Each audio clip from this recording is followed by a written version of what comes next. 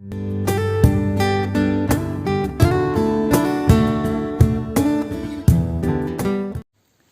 Friends, आज मैं आपके साथ लेके आया हूँ इकोनॉमिक्स का एक टॉपिक जिसका नाम है exceptions to the law of supply. Law of supply की एक्सेप्शंस क्या क्या हैं, चलिए शुरू करते हैं। एक्सेप्शंस का मतलब होता है ऐसी कौन सी चीज़ें हैं जिनके ऊपर लॉ ऑफ सप्लाई काम नहीं करता, ठीक है। Although there is a positive relationship between price, own price and quantity supplied of a commodity, ठीक है, of a commodity may not hold good in certain situations. There is a law of supply के जब भी price बढ़ता है supply बढ़ती है, price गिरता है सप्लाई गिरती है, मगर ज़रूरी नहीं है हर एक सिचुएशन में ये कामयाब रहे, ठीक है। There are some exceptions which are discussed as under. सबसे पहला है first of all agriculture output. Agriculture output में ऐसा नहीं होता, ठीक है। Why? If due to natural calamity there is a fall in the production of any crop, then its supply will not increase no matter what the price is. For example, due to any natural calamity, floods वगैरह आ गए जिसकी वजह से wheat की production खराब हो गई, ठीक है, तो वीट के प्राइसेस मार्केट में बढ़ गए, मगर रातों रात वीट की सप्लाई तो नहीं ना बढ़ा सकते। क्यों?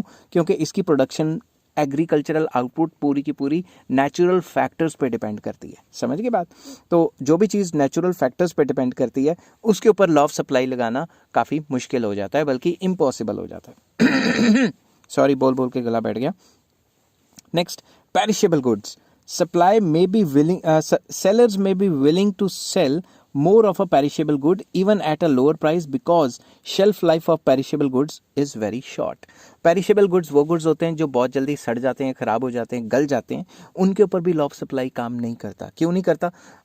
मैं एक एग्जांपल देता हूँ। आपके घर के सामने से सब्जी वाला, फ्रूट वाला कोई भी जाता है या मार्केट में है, तो क्या होता है, शाम जब पड़ जाती है तो वो फ्रूट और सब्जी सस्ती दे देते हैं। उसके पीछे वजह क्या होती है? उसके पीछे वजह सिर्फ यही होती है कि शाम तक वो सड़ जाएंगी, गल जाएंगी, तो सेलर्स क्या कहते हैं कि भाई सस्ते में भी बिक रहा है तो बेच दो, ख़राब हो जाएगी तो फिर तो कोई फ़ायदा ही नहीं रहेगा। तो पेरिशेबल गुड में लॉ ऑफ सप्लाई फेल हो जाती है, क्योंकि पेरिशेबल गुड में प्राइस क्या है, लो करके भी सप्लाई हाई करनी पड़ती है, क्योंकि उनको माल तो बेचना ही है ना सारा का सारा, पेरिशेबल गुड्स को, ठीक है। नेक्स्ट आ जाता है expected price, PE. If a producer or firm expects a rise in the future price of a commodity, then the supply may not behave according to the law of supply.